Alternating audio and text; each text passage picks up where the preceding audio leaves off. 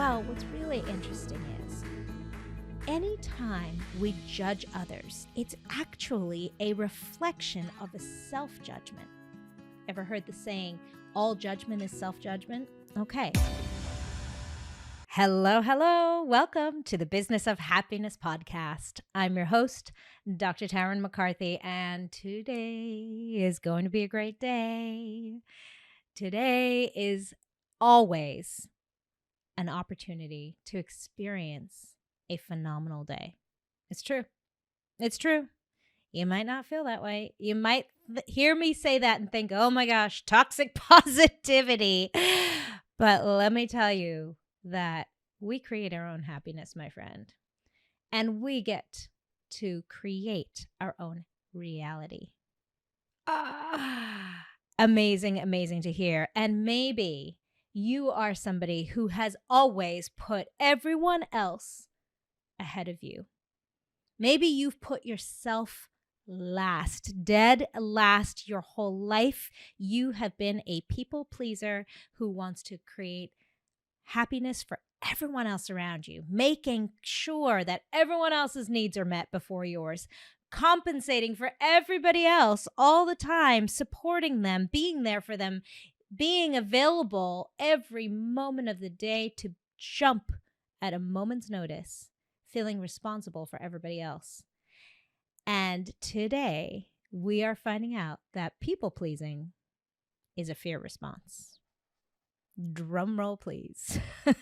Did you know that your lifelong, maybe not lifelong, maybe just past year, past decade, pursuit to make everyone else in the world around you happy, did you know that that could be an indication of a fear response? And let me just say you are not alone. There are so many of us in medicine and dentistry who self-identify as being a people pleaser. It's true. And so often we create for ourselves our sense of worth based on what other people think of us. And it's just so hard to fight that, to tell yourself that that's not true, that what other people think of me is none of my business. I know you've heard that saying before, but it's true. It's absolutely true. Today, I want to dive into how people-pleasing could be a trauma response, a fear response, and why it's so difficult for you to just let that go. You know, I was talking to an incredible doctor the other day. She is really doing miracles. She's doing amazing things in this world. And she was telling me that her whole life feels like she's just working for other people. She's helping her patients feel better about themselves, serving them in a beautiful way. But she feels like her colleagues, the people she works with, the people who help create this possibility for her, she's constantly doing what they need for her and maybe making up for what other people are deficient in. She said, I've realized people are using me because I've taught them to use me, because I'm constantly doing things for other people. She said, my friends use me, if I'm honest with myself, because I'm the one that always shows up. I'm the one that's always asking them, what do they need? I'm the one that's going to their house when they're not feeling well. I'm the one sending the flowers. She said, I'm constantly trying to uphold everything for everyone else, and I'm always exhausted. Even my kids, she said, I'm looking for approval from. And if they don't feel pleased with what I'm doing, I feel like a failure as a mom. People-pleasing is the ultimate expression of fawn. Now, what is fawn? Well, you know that our fear response, which is an activation of our sympathetic nervous system, is represented in several behaviors, right, that are clinically, research-wise proven. And that is fight, flight, freeze, and the one that's often left out of those foursome, fawn. And what fawn is, it literally means begging someone to love you. So those relationships, maybe those younger relationships years ago that you remember, maybe was not a good relationship, a toxic relationship, an abusive relationship with a significant other. And that relationship falls apart. And in the fear of being alone, you run back and you beg that person to take you back. That's fawn. Or maybe in a relationship between a child and a parent, if you had a parent that was abusive, emotionally abusive, verbally abusive, maybe even physically abusive, and then begging them to love you, begging them for forgiveness, even though you did nothing wrong. Fawn is not necessarily a character trait. It doesn't mean that every time you fear or you're in a place of fear or a place of stress that you go to fawn. We can play around with all these different responses, right? Maybe in certain situations you go straight to fight. I know, for me, in 15 years ago when I was under enormous stress in practice, fight was kind of my go-to. And if you want to hear that story, please go back and listen to the first part in this series. I think it was episode 249 of Stress in Medicine and Dentistry, and find out what happened with me when my primary response was fight. Oh, I apologize. I think I started with flee, because that was another big one for me as well. I apologize. I think it's episode 250 when I really highlight what fight looks like in a stress response. But today we're talking about fawn and how that shows up. And I think the one way that I see it show up most often is in this people-pleasing world. And it's interesting in a service industry where we take care of people, how quickly we can just take on that persona of people pleasing, right? Because it's kind of what we do. We got to please people. We got to help people. We're here to heal you. So that in and of itself is a service that we're doing, right? But when people pleasing becomes a fear response, it's when it's at the expense of your own needs. See the difference? There's a very big difference between going out of your way for someone because you love them, you want to help them, you want to heal them, you can help them, and you're feeling like you're in a really good place. But when you start neglecting yourself and your own needs because you feel like you owe it to someone or you're trying to gain their approval, that's a very slippery slope, and that's when we start slipping into fawn. Some of us have been doing it for so long, we don't even recognize it.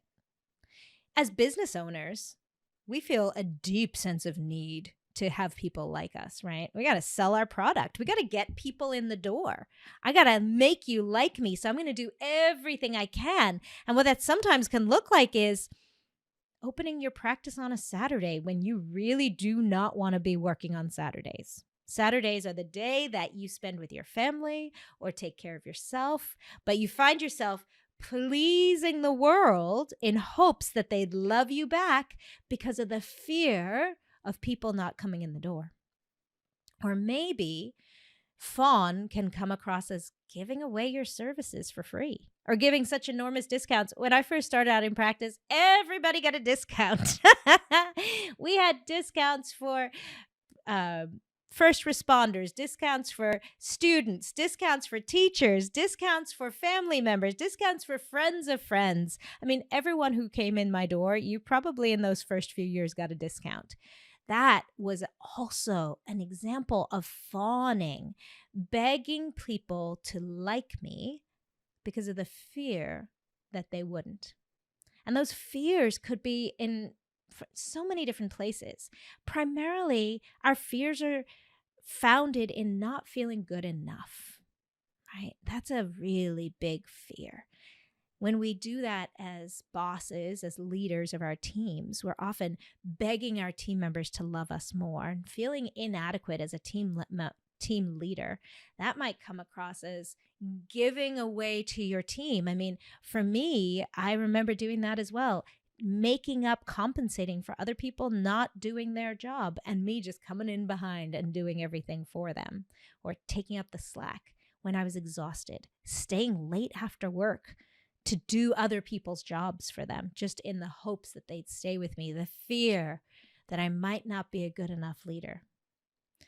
Fear even shows up with parenting. Hey, I am number one to say that. The fear of not being a good enough mom can be a deep-seated belief for you that's causing this fear. And the reaction might be fawning to your kids, right? Examples of that might be throwing money at them, buying them things constantly, or not doing the responsible thing as parents by setting clear boundaries, constantly giving way to boundaries, constantly allowing those boundaries to fall.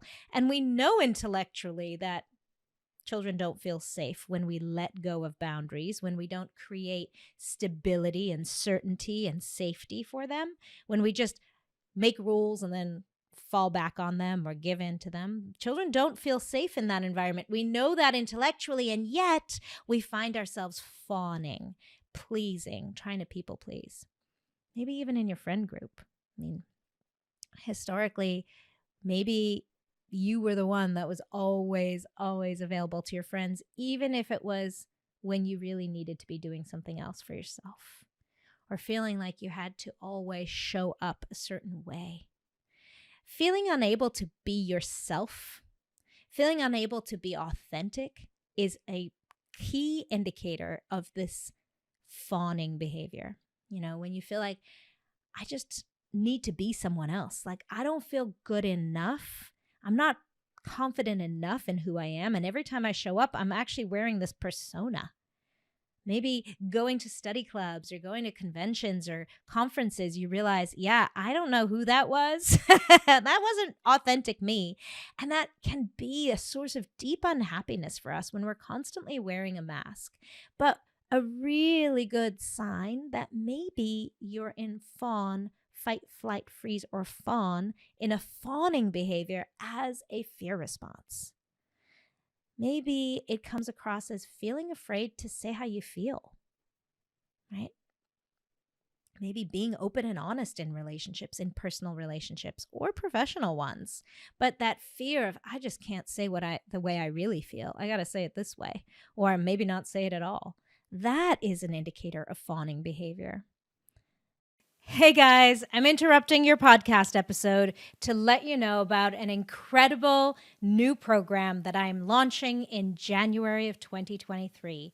It is specifically for practitioners in medicine and dentistry to help you rediscover happiness and inner fulfillment within your profession and your life.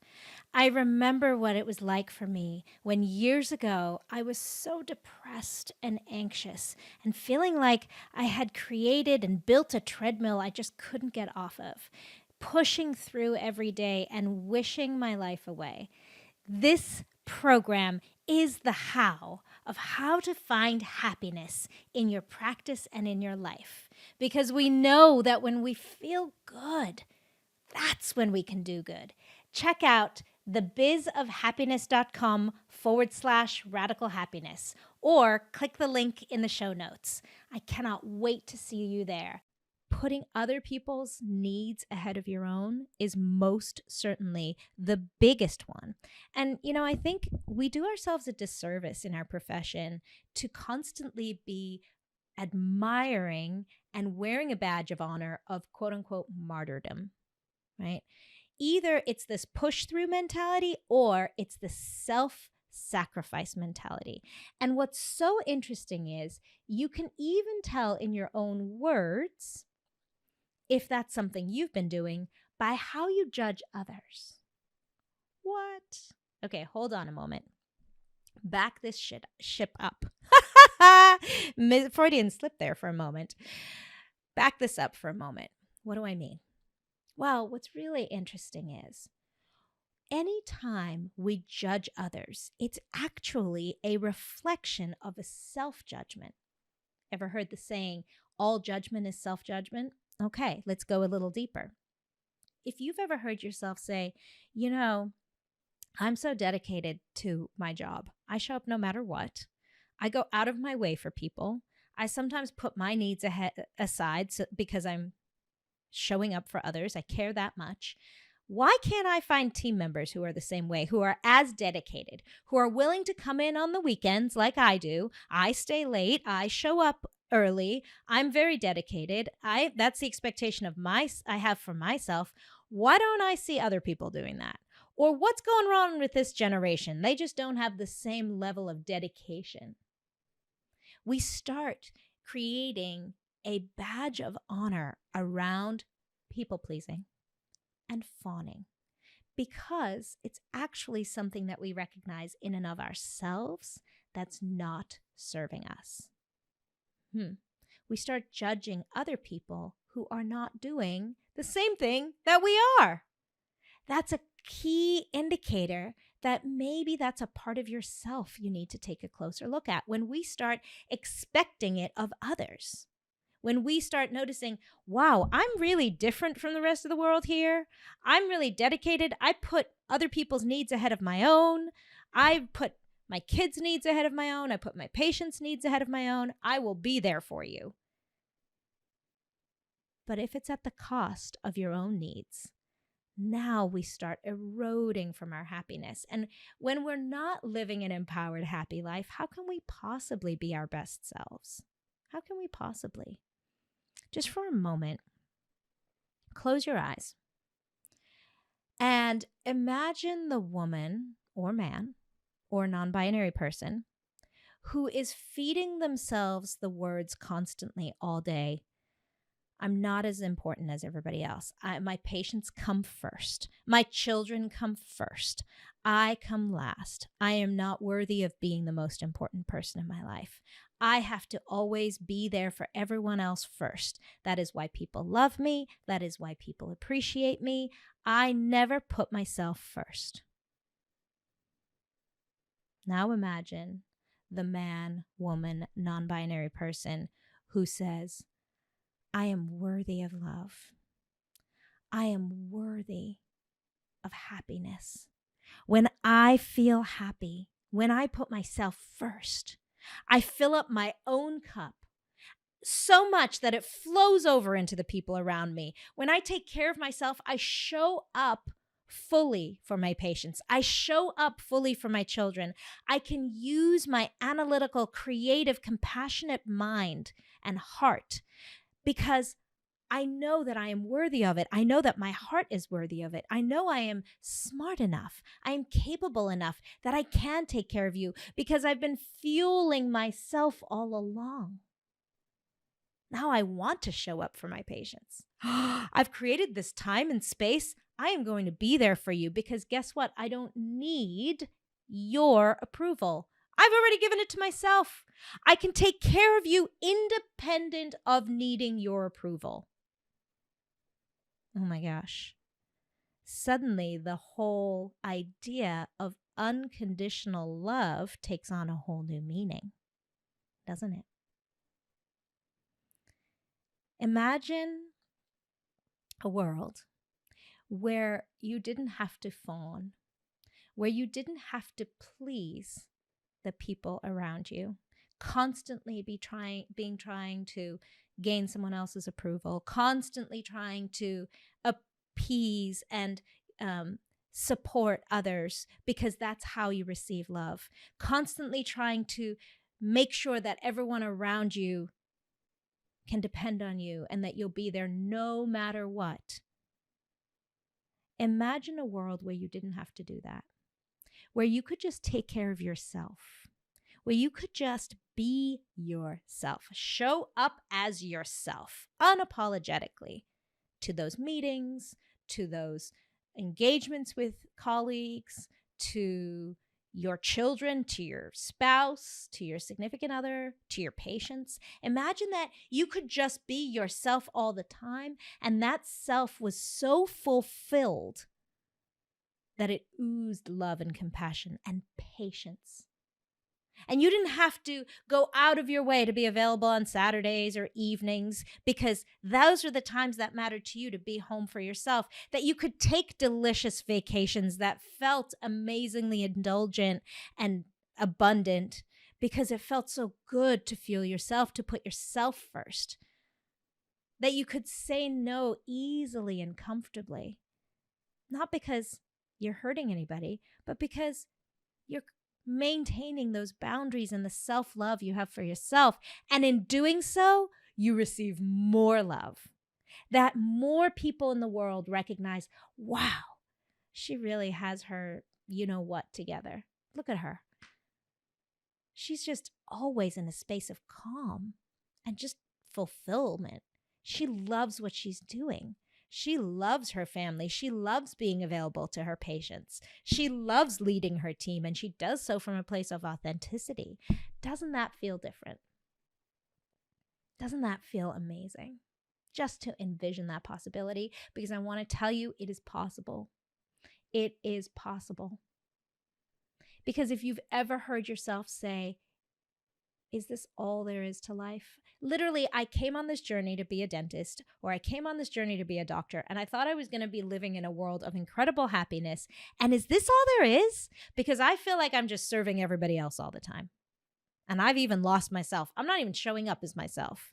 I don't even know who I am anymore. If you feel that way, you're not alone. But there is hope, I promise. There is hope. And the first step is the awareness. And that's really what this 4-part series has been. And I hope that you've enjoyed it, because I just wanted to illuminate for you that maybe you've been living in a place of high stress. That's it.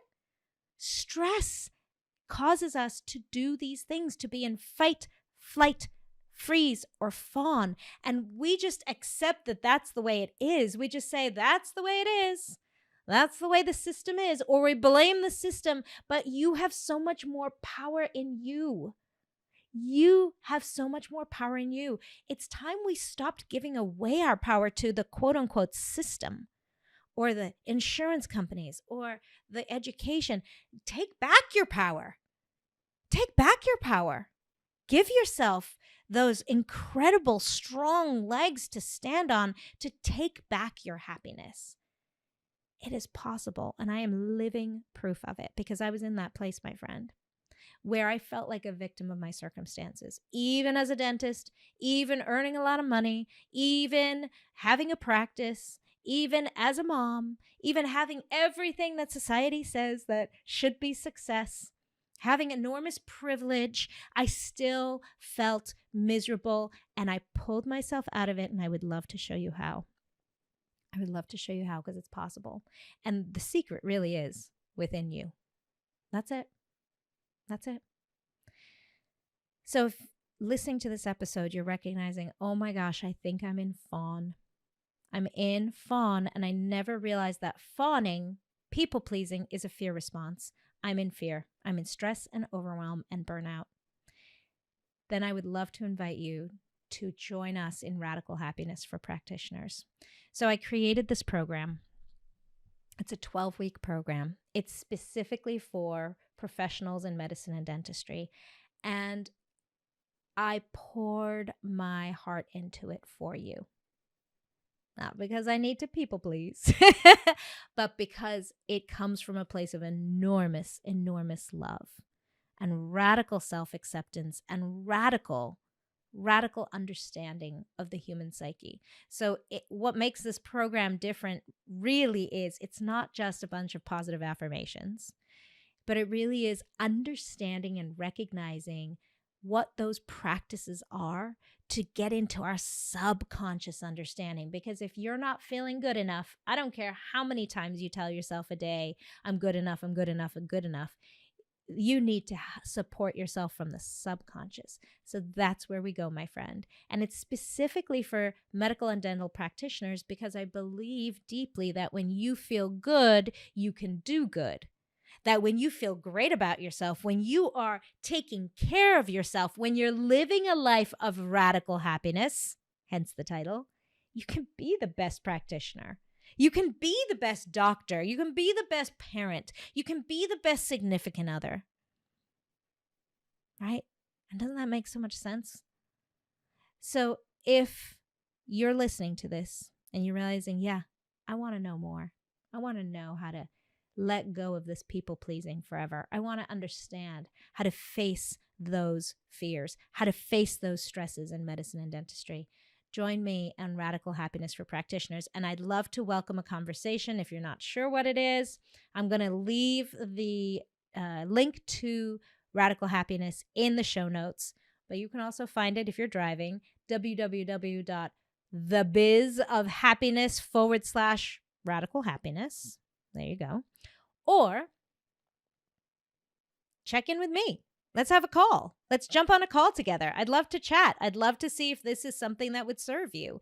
And if not, hey, no worries. But if you're interested, if you just want to know more, you're welcome to join me and let's just chat about it and see if this program could support you. I have literally watched it change people's lives and people step into enjoying themselves more. Maybe it's enjoying yourself and finally discovering that you're worthy of your dreams and actually buying that practice. Or maybe it's selling that practice. Maybe it's leaving medicine and dentistry altogether, but you just didn't know if that was the right thing to do. I mean, those are the kinds of things that we talk about in Radical Happiness for Practitioners. And that is the journey I support you on over 12 weeks. It is groundbreaking and transformational, I promise you. So let me know if that sounds like something you're interested in. And until we speak again, my friends, remember, when you feel good, that's when you can do good. So take care of yourself today. Put yourself first today. You are worthy.